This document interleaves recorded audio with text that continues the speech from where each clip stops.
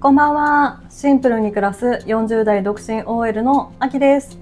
今回は私が独身で都内の新築マンションを購入した理由やそのタイミングや決め手についてお話しします。今や独身でマンション購入をするのは珍しくありませんが、実体験ベースのリアルな情報は少ないなと感じています。これから住宅購入を検討されている方のヒントになれば嬉しいです。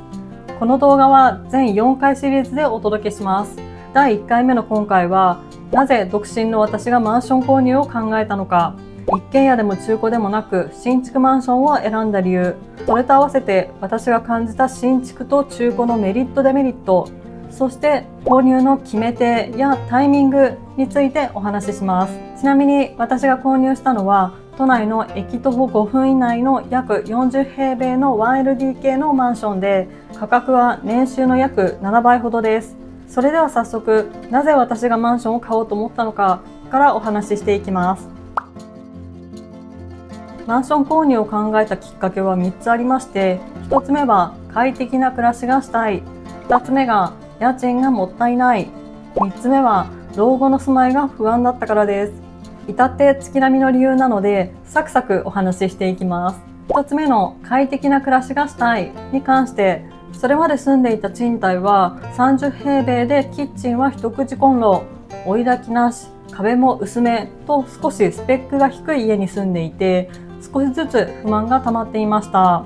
40平米ぐらいの広さでもう少し快適な部屋に住みたいなと思っていたのですが、都内でその広さになると家賃が一気に上がるんですよね。私のお給料では年出が難しかったので、家賃とローンの支払いが同じぐらいならいっそ買ってしまった方がいいかもとはずっと思っていました。そう思っている方多いと思うんですが、決め手がないと購入には至らないですよね。私もこの後お話しする決め手がなかったら今も購入していなかったと思います。2つ目、家賃がもったいないは、前に住んでいた家の家賃は約11万円でした。年間換算すると130万円以上。今まで深く考えていなかったのですが、不動産投資会社で働いていた時に私が支払っている家賃は大家さんの資産形成に使われているお金だと知りました。見ず知らずの大家さんの資産形成のお手伝いをするぐらいなら、自分の資産を形成するために購入した方がいいんじゃないかと考えるようになりました。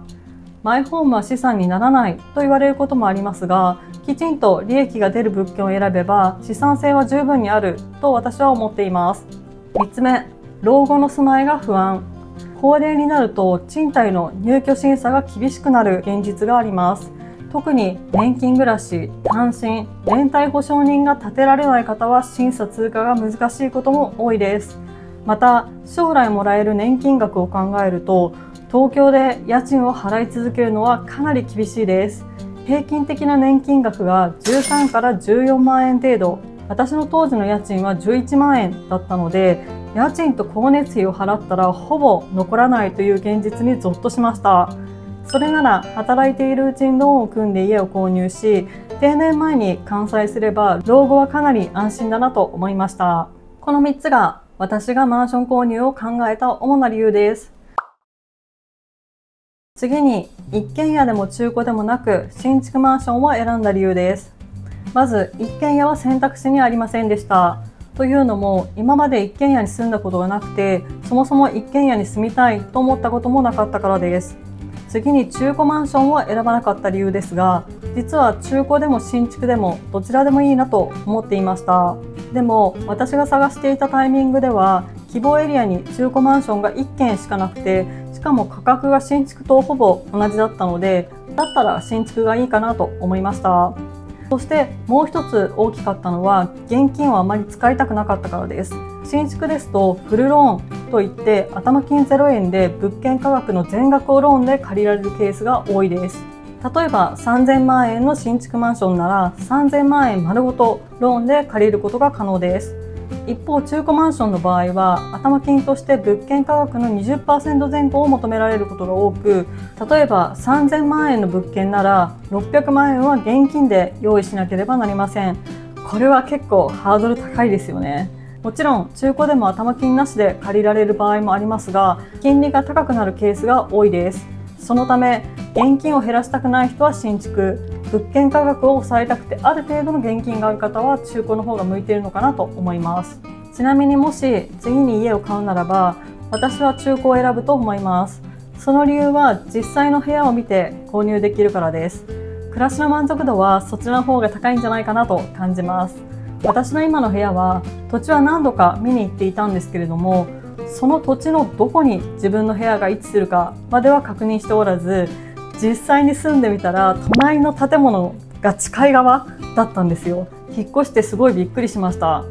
さらに建物完成後に梁が多かったり天井が低かったりと図面では気づかなかったデメリットが多くありました。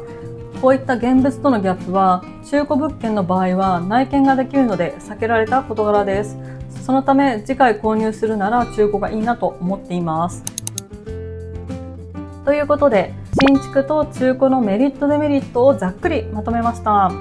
先ほどと話が重複してしまう部分がいくつかあるのですが、現物確認において新築は図面でしか見られないので思っていたのと違うとなる可能性もあります。一方中古は実際に部屋を見て納得してから買えるのが大きなメリットです。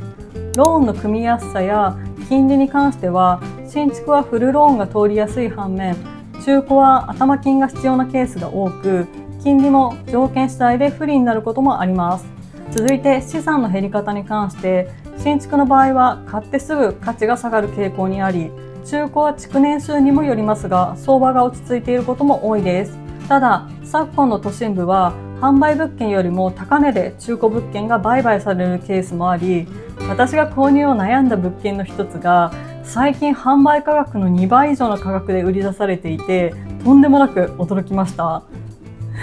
もし購入してたら私は今頃すごいお金持ちだったかもしれないです。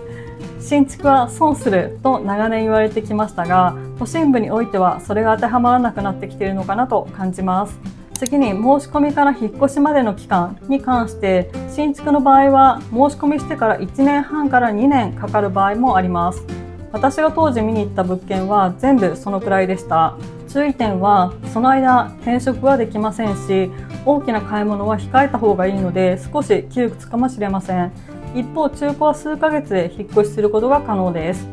引っ越しにおいては新築マンションの場合は一斉入居といって決められた期間内に引っ越しをしなければなりません。また幹事会社といって引っ越し業者も指定されます。強制力はないのでそれ以外の業者でも大丈夫なのですが、私は幹事会社以外に何社か問い合わせをしたところ一斉入居であることを伝えると断られました。そのため幹事会社に依頼することになったんですが、幹事会社の引っ越し料金は今までで一番高かったです。その分サービスは良かったんですけどね。また引っ越しに伴って大型家具や家電を購入される方も多いと思いますが、他の住民の方の引っ越しと被らないように事前に何時に運ぶのかなど確認が必要になったりと制限が多いのがデメリットです。細々とはしてるんですけれども、新築は結構面倒なことが多いなと感じました。で、最後に購入のタイミングについてお話しします。私がマンションを購入したのは30代半ばの頃です。実はその時、勤めていた会社を辞めたくて仕方がなかったんです。これがマンション購入を決意した最大の理由でした。それがなければ今も買っていなかったと思います。当時は JTC と呼ばれる日本の昔からある大企業に勤めていて、勤続年数はちょうど3年ぐらいでした。ご存知の方もいるかもしれませんが、住宅ローンをいい条件で借りるには JTC 勤務で勤続年数3年以上、もしくは国家公務員で3年以上ってかなり有利です。例えば外資系企業で年収1000万円の方よりも JTC や国家公務員で年収700万円の人の方がいい条件でローンが通りやすい傾向があると思います。もちろん金融機関にもよると思うんですけれども、私はその時にまさに JTC 勤務、勤続3年の条件が揃っていました。ちょっとだけキャリアのお話をすると、私はそれまでずっとベンチャーや中小企業で働いていて、30代に入ってから安定している JTC って楽そうでいいなと思って転職したんですけれども、実際に働いてみたら風土が合わなくてもう二度と JTC で働くことはないなと思ったので、一番いい条件で住宅ローンが借りられる今購入するしかないと感じてマンション購入に踏み切りました。ちょうどその時住んでいたエリアが気に入っていて、将来もこの辺に住みたいなと思っていたのも大きいです。それから物件を探し始めてから物件もちょうどあって1、2週間ぐらいで購入を決めました。すごい早かったです。この辺りの物件の探し方やモデルルームでチェックしたことなどは次回の動画でお話しします。今回の動画では独身でマンション購入を考えたきっかけ、新築マンションを選んだ理由、購入のタイミングなどについてお話ししました。次回は物件選びのコツや住宅ローンについてもお話しします。私は投資用不動産関連の仕事をしているので、資産性が落ちにくい物件選びについては少し詳しいかなと思っています。よかったらまた次回も見に来てください。